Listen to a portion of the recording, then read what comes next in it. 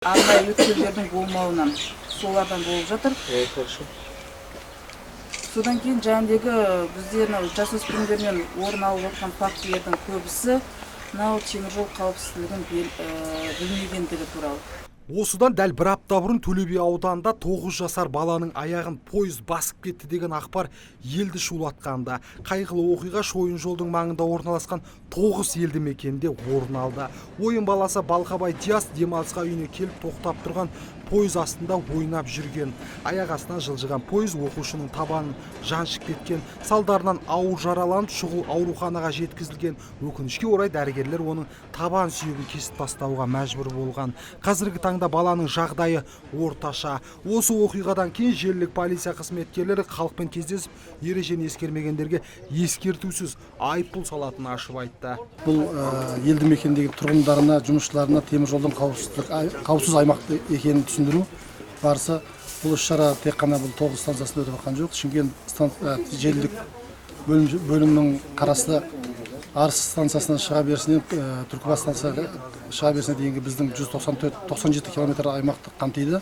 Одан қала берсе аралықта орналасқан станциялар бар. Солардың барлық станция елді мекендерінде және жақын орналасқан елді мекендерді қамтиды бұл шара. Сондай-ақ қауіптен гөрі жол қысқартуды ойлаған жүргіншілер мен балаларға желілік полиция тобы тағы да ескерту жасап арнайы парақша таратты. Өз кезегінде жиналған жұрт жүк поезд жүргізушісі дабылдатқышын жиі қосуды сұрады.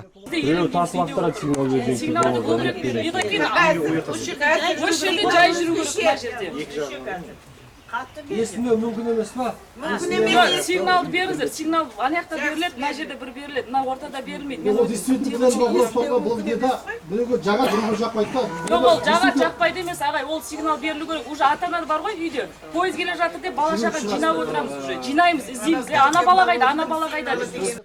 Қадағалаушы орган қызметкерлерінің айтуынша осыған дейін 3 жастағы бүлдіршін жүк пойызының астына түсіп мерт болған. Ата-анасының қарауынсыз қалған бөбек теміржолға еңбектеп барған екен. Ал жалпы статистиканы сөйлетер болсақ, тіптен масқара. Поездар астына азаматтардың түсу оқиғалардың деректерін азайту болып табылады. Соны алдын алу. Осы бағытта жұмыс жасап жатырмыз. Бүгінгі өткізіліп жатқан жиналыстың негізгі бағыты енді тағы айтылып отырмыз. Өкінішке орай биылғы жылдың 8 айында Шымкент көлік аймағы бойынша 13 дерек орын алып отыр. Соның ішінде 4 дерек жас кәмелетке толмаған азаматтардың поезд астына түсу оқиғаларын тіркеліп отыр. Осы ретте осы халықпен кездесіп, алдын алу шаралары, қандай профилактикалық шаралар көрсету